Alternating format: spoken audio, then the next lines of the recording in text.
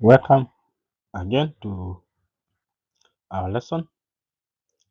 Our lesson about Flexural design verification, the comparative approaches in BS 88110 and EC2.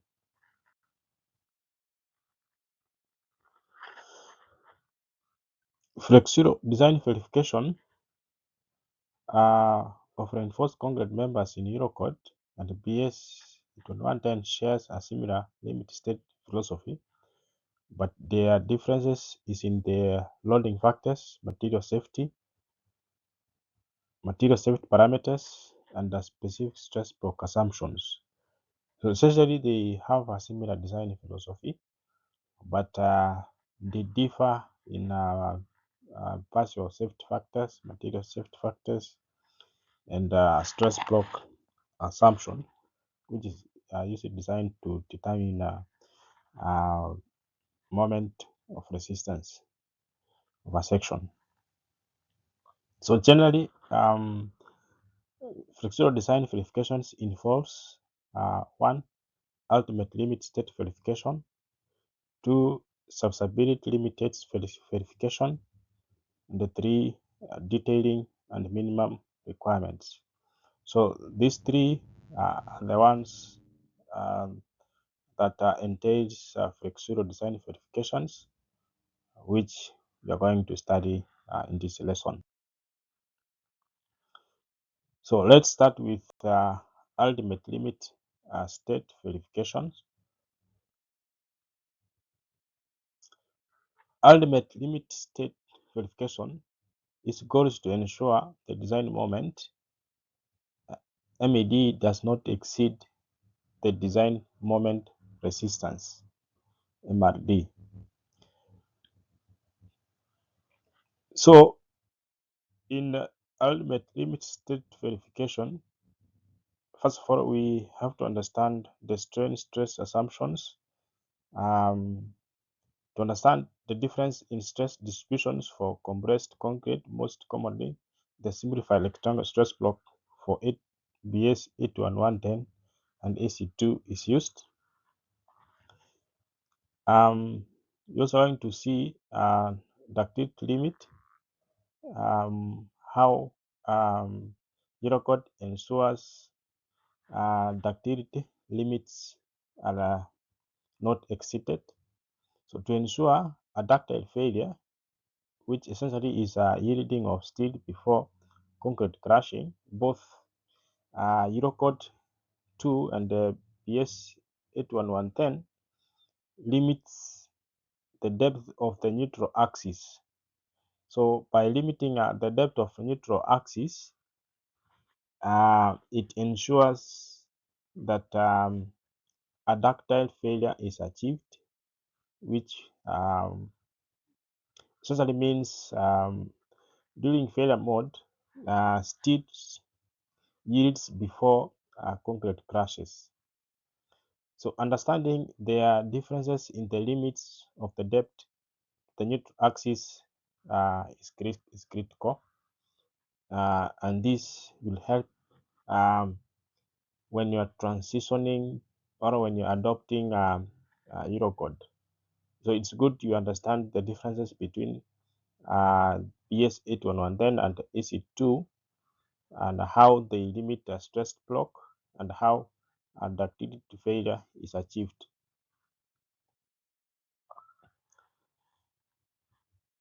So let's look on flexible design criteria. Of course, we saw that ultimate limit state verifications essentially is to ensure that design moment does not exceed um, a moment of resistance. So the moment of resistance is also the moment capacity, which is the maximum bending moment a structural section can resist without failure. So the design moment is the moment acting on a given section due to application of loads or forces. So Eurocode design criteria ensures that the design moment MED does not exceed design does not exceed moment of resistance of the section.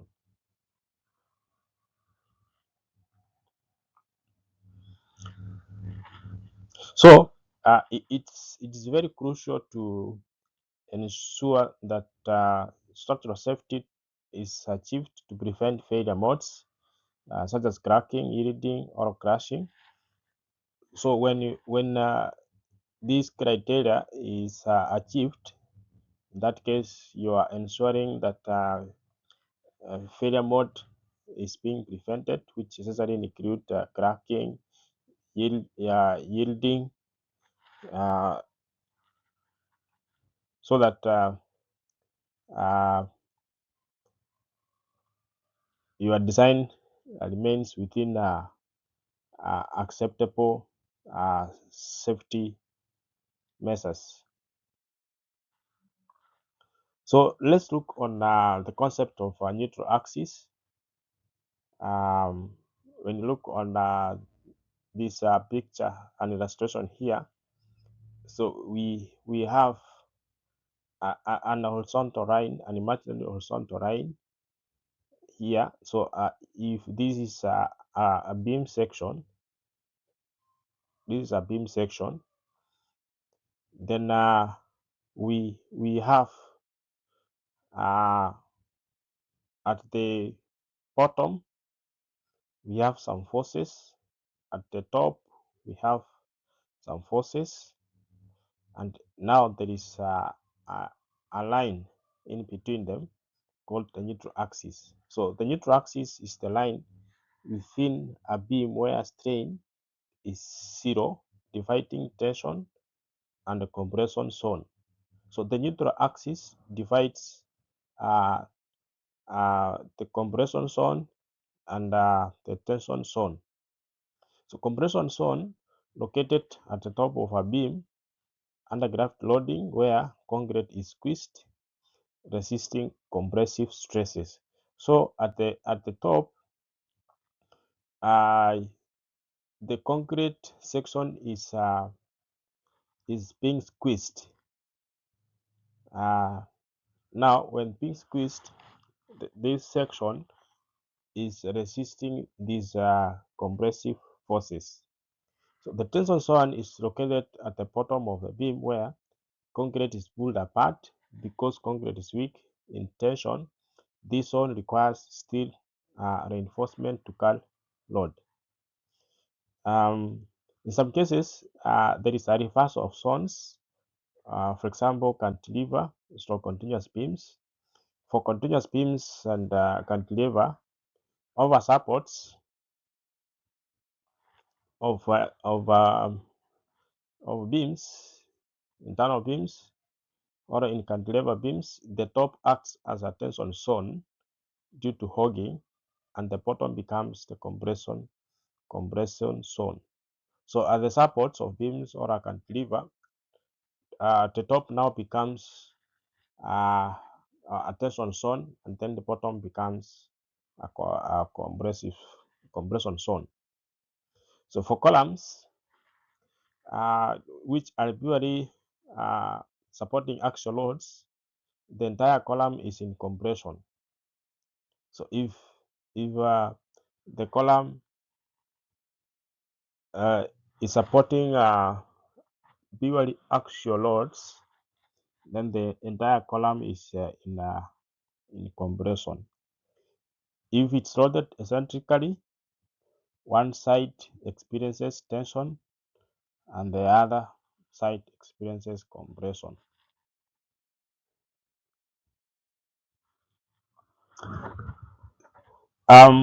Let's see the BS 81110 simplified rectangular stress block.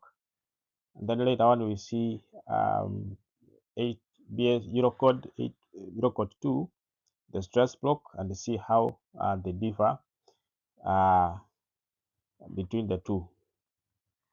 So a simplified stress block in BS 81110 models compressive stresses as uniform over certain depth to simplify design calculations.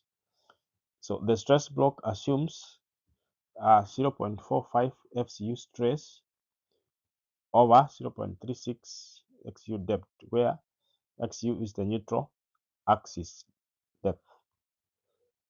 So this conservative method aids self-design but may underutilize concrete strength in high-strength concretes. So as you have seen, BS 8110 utilizes a simplified rectangular stress block to approximate concrete compressive stress distribution. So this stress distribution is more conservative,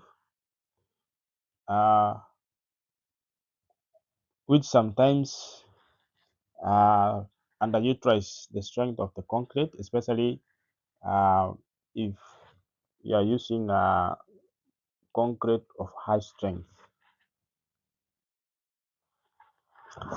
So let's see the stress block used by Eurocode, which is a parabolic rectangular stress block. So essentially it has a rectangular section and also a parabolic section. EC2 uses a combined parabolic curve and a rectangular portion to accurately model concrete stress strain behavior.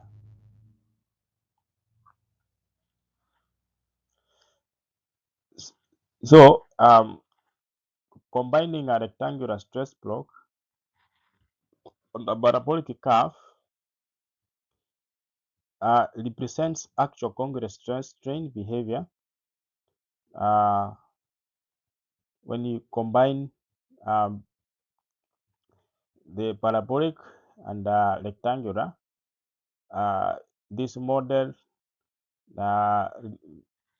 represents the better or actual concrete stress strain behavior, unlike the one used by Eurocode, which essentially model it as a simplified rectangular stress block. So Eurocode also has variable parameters of alpha and lambda. So these parameters they vary depending on concrete strength. In that case, concrete of high strength, they have higher values. They have different values of alpha and lambda, which essentially optimizes design.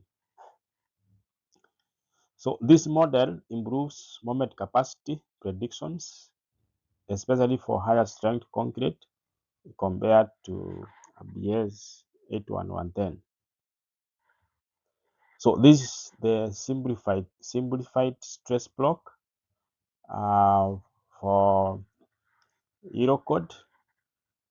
So this section, the top, and we have the bottom,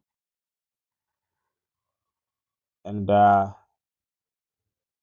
now this is a section. This is a section that is under compression. This is a concrete section that's under compression, and this is compressive force, and this the tension force. So in Eurocode, the depth of concrete under compression is 0.8x, while in BS 81110 it is 0.9x.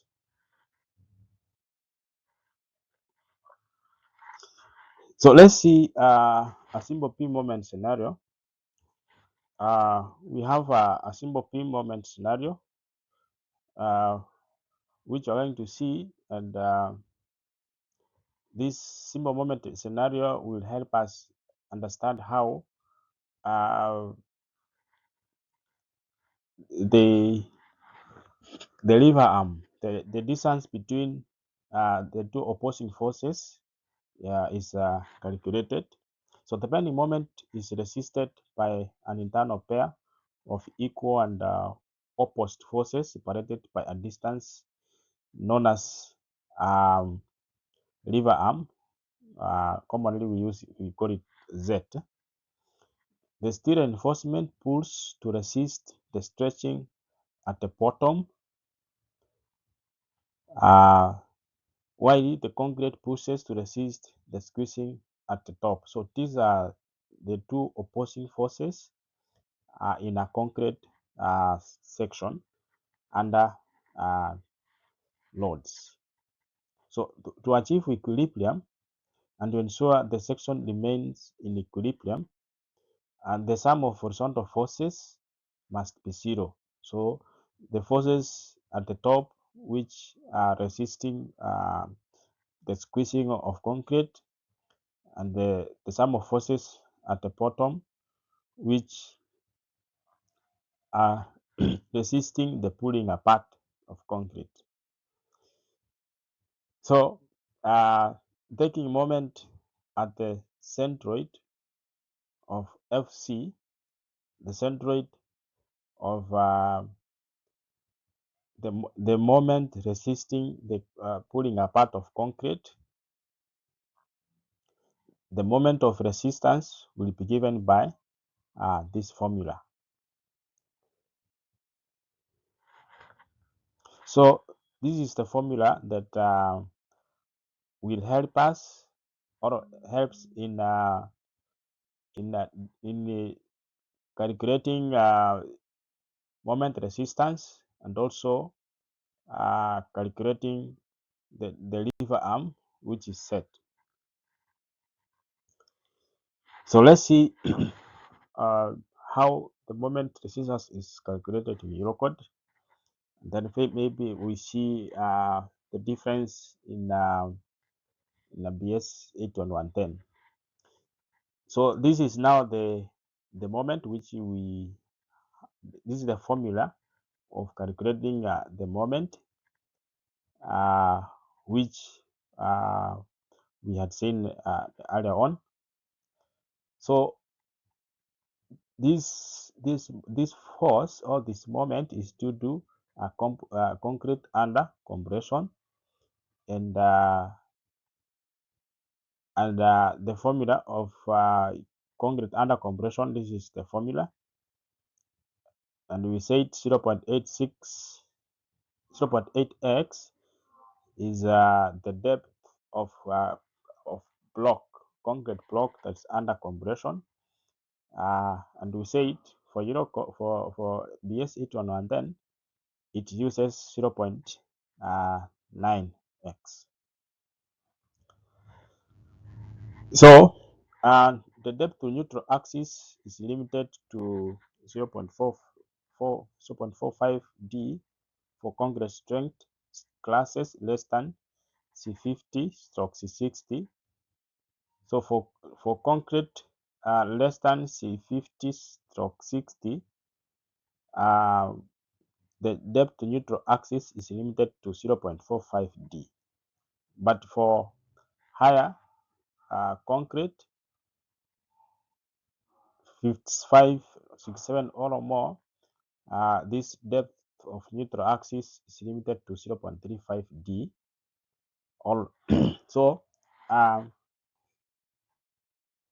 in BS 811, then both concrete strength of higher strength or lower strength, both they have the same limitation to depth to neutral axis. But for Eurocode, it models different for concrete of higher strength. So our set will be D minus minus 0.8x divided by 2, because z is a distance between tension force and compression force. Compression force acts at the centroid of the concrete compressive block, whose depth is 0.86. So for us to find d z, then it will be taking the distance d. Can go back a little bit, taking the distance d minus minus the depth to the centroid of concrete that's under compression. So substituting x with 0.5d, because x we are now considering concrete less than 50/60. So our d will be, our z will be 0.82d. So fc will be 0. When substituting now the value of z, it will give us this answer, 0.204 fck bd. So the next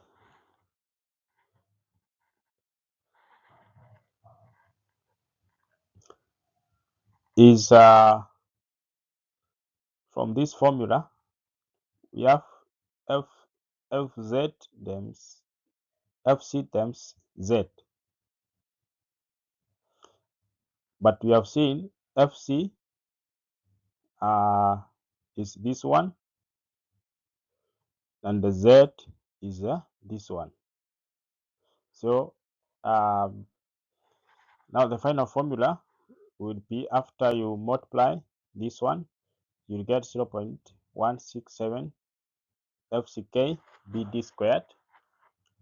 And for BS 811, then it is 0.156 FCU BD squared. So this is essentially now the formula for calculating moment of resistance of a concrete section.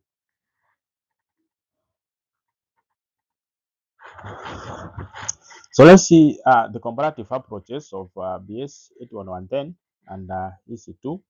So while both Eurocode and the BS 811 share the goal of ensuring a ductile failure that steel yields before concrete crashes, their philosophies differ in how they define material strength and the geometry of compression zone. So in EPS 81110, the concrete design stress is simplified to 0.45 FCU, while in Eurocode 2, the concrete design stress is 0.567 FCK. That's when you assume the lambda factor is 0.85 or 0.667 FCK, when this lambda factor is assumed to be 1. So you see the philosophy in concrete stress block parameters is different. For FCU, for BS is simplified to 0.45 FCU, but for Eurocode, it has parameters which reduces it when an assumption is 0.85. BS 81110 uses A fixed stress block with a depth of 0.95x, while EC2 uses a parabolic rectangular stress block with a depth of 0.8x for concrete grades lower than C50/60. This 8110 sets the limit of neutral axis to 0.5D, which results to slightly higher moment capacity but slightly less ductile than EC2. EC2 we have seen this one is limited to 0.45D. Eurocode 2 also limits depth to neutral axis as I've set to 0.5D for grades lower than C50/60. This philosophy prioritizes higher ductility and ensure the section can handle significant moment distribution, that is moving down forces from support to span safely.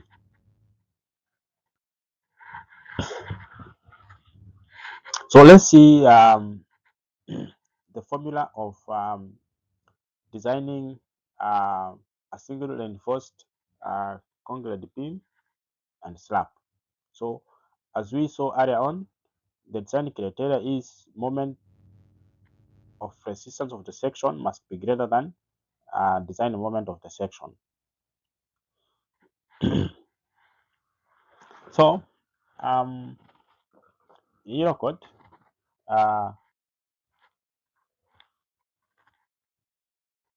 the formula of calculating said is this one,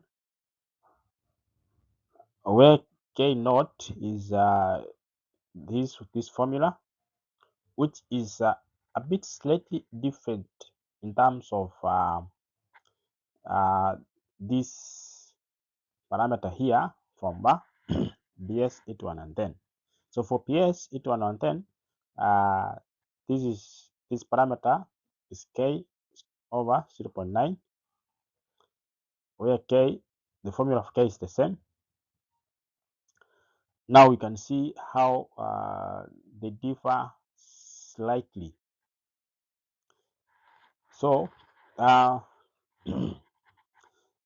for both in Eurocode and BS, a section is single reinforced if K naught, this one, is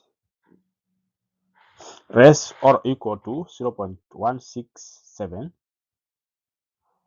for EC2, but for BS it then is 0.156. The formula of calculating steel reinforcement remains is just the same. So let's see for a doubly reinforced beams and slab in Eurocode. If design moment is greater than a moment of resistance, then the compression reinforcement is required, provided that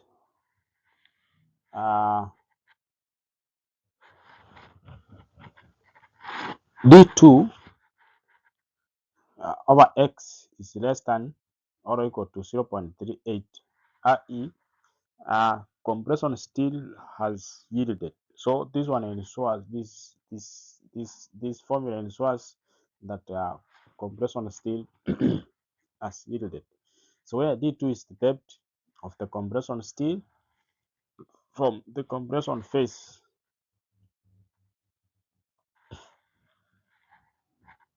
So X is this one. So area of compression reinforcement AS2. This is now the formula, and the area of tension reinforcement required. This is the formula, and the set is given by this formula, where K subline is equivalent to this one, 0.167. So that is the formula of calculating a double reinforced beam and also slab according to Eurocode. Let's now look on substability limit state verification in Eurocode. So substability limit state verifications checks ensures the structure remains functional and aesthetically acceptable under normal use. So SLS verifications typically include one, we have deflection control. Uh, so for deflection control is verified uh, in two ways by using theoretical calculations or by complying with span depth effective depth ratios limits provided in Depo 7.4N of Eurocode 2. So the next one is crack control. So crack control is verified by ensuring the calculated crack width does not exceed limits, typically 0.3 millimeter for reinforced concrete. This is often achieved through simplified rules on bar spacing and diameter. In our next lesson, we are going to study into details about deflection control,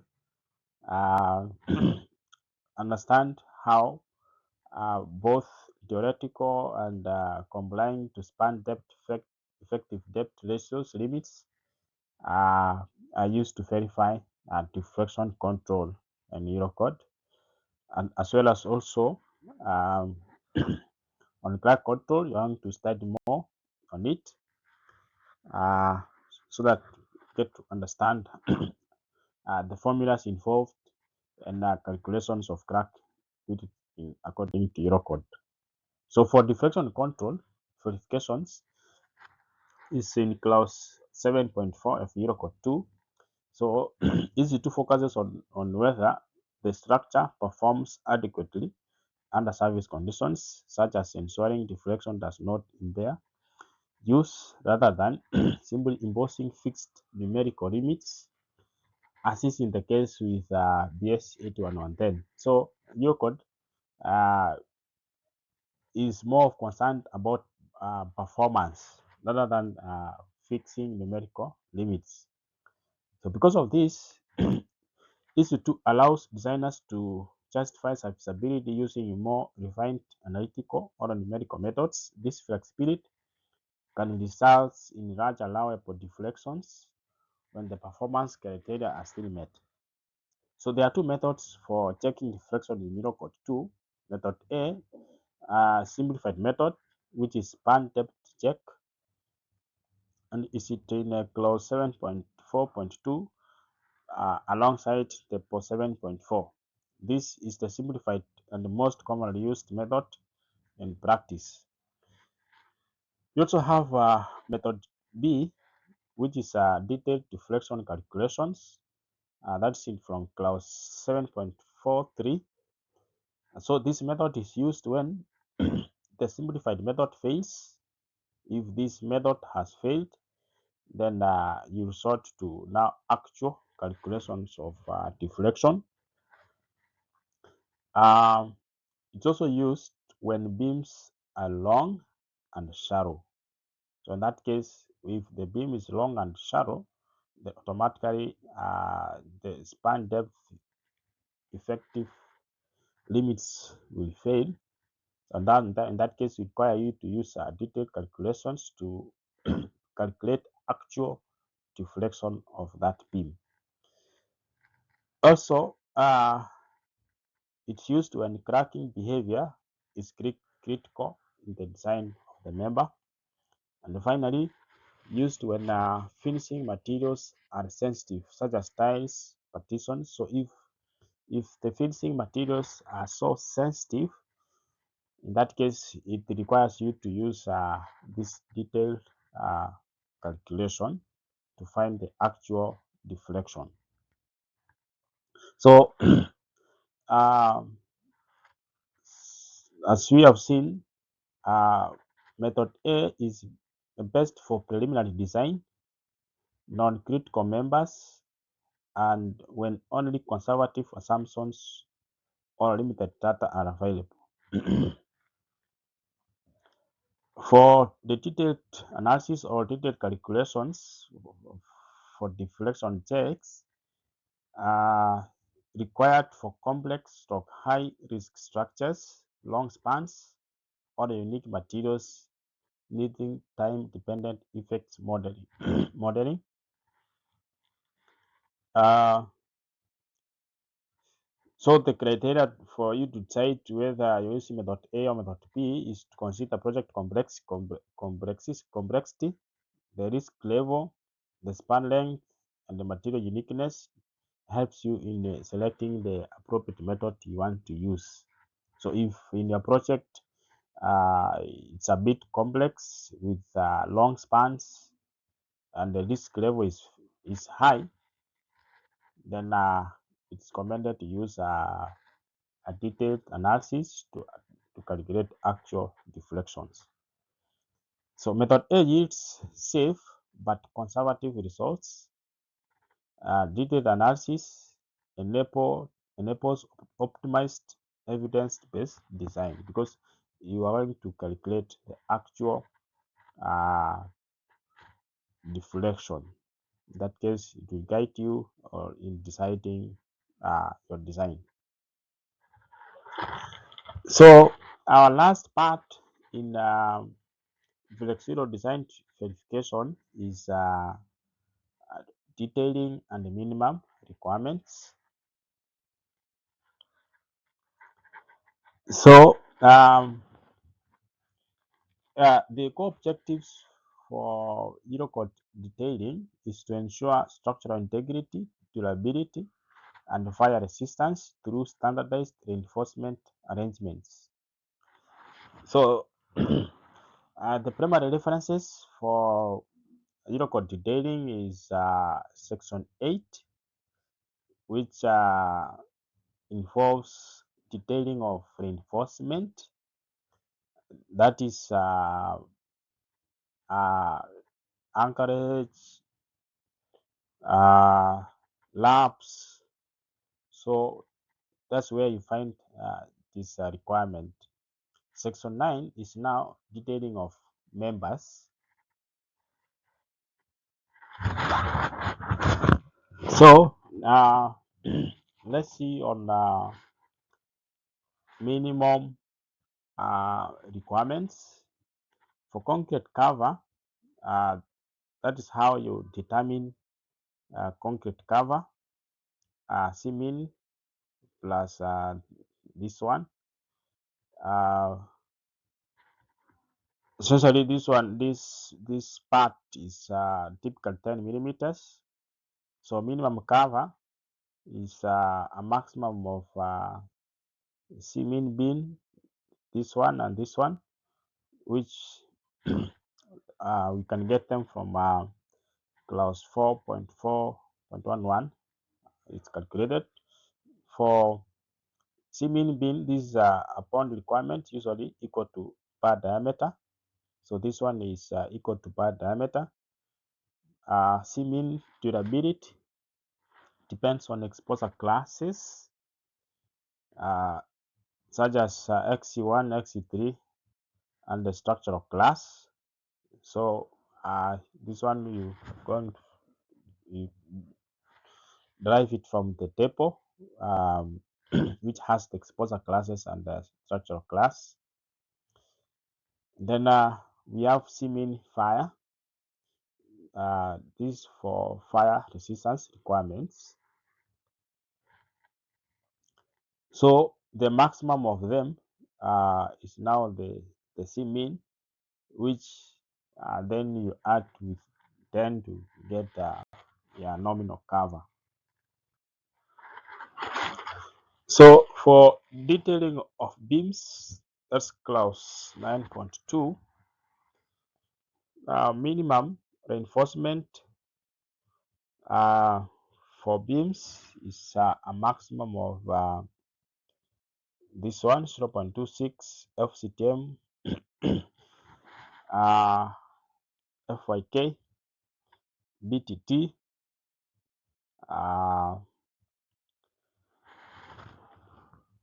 and 0.0013 BTT. So a maximum of this is the minimum reinforcement, tensile reinforcement. So maximum reinforcement outside the lap zone is 0.0 for AC. AC is concrete area. Minimum shear reinforcement is use this formula to calculate the minimum shear reinforcement, and the maximum spacing between longitudinal bars is 0.75 D or 600 millimeter, whichever is less. So for detailing of columns, longitudinal bars minimum diameter is 12 millimeter. Minimum number of bars for a rectangular section is 4. For a circular section is 6. Minimum area of reinforcement, that's how you calculate the minimum area of reinforcement.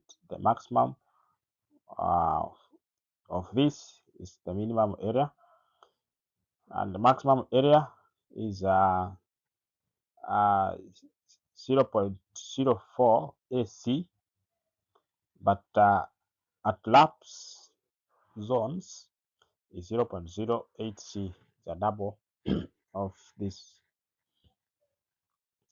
For links, minimum diameter is a maximum of 6, or this formula 0.25 times longitudinal diameter. Maximum spacing, so to ensure there is enough space between the concrete members, to ensure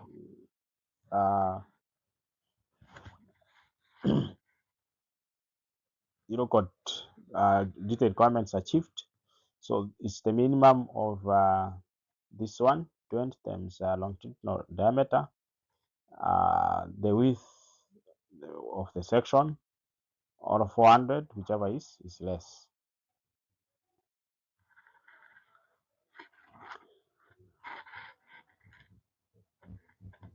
So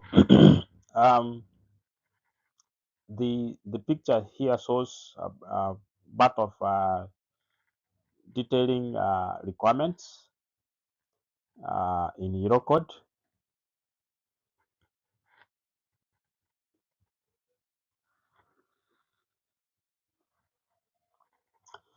And the last one is anchorage and lapping section.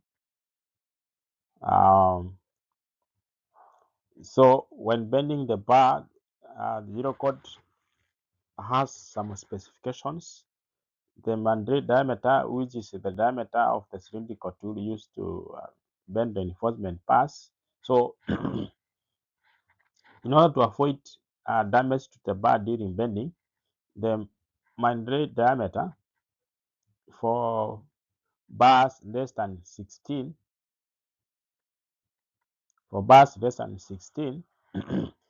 it must be greater or equal to 4 times the bar. But for the bars greater than 7,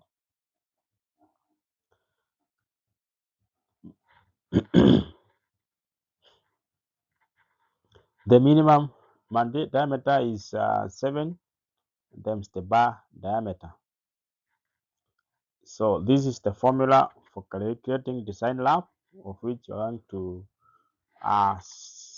study in our next lesson, and see how laps and anchorage in Eurocode is achieved. So this one is just a summary. And then the clear spacing of bars. So to ensure there is concrete in between the bars, and ensure there is good bond between the bar and the concrete. It must be a maximum of the bar size or 20 millimeter or the aggregate size plus 25. So that is how flexible design verification is done in Eurocode, and also you have compared the differences in BS 81110. See you in the next lesson.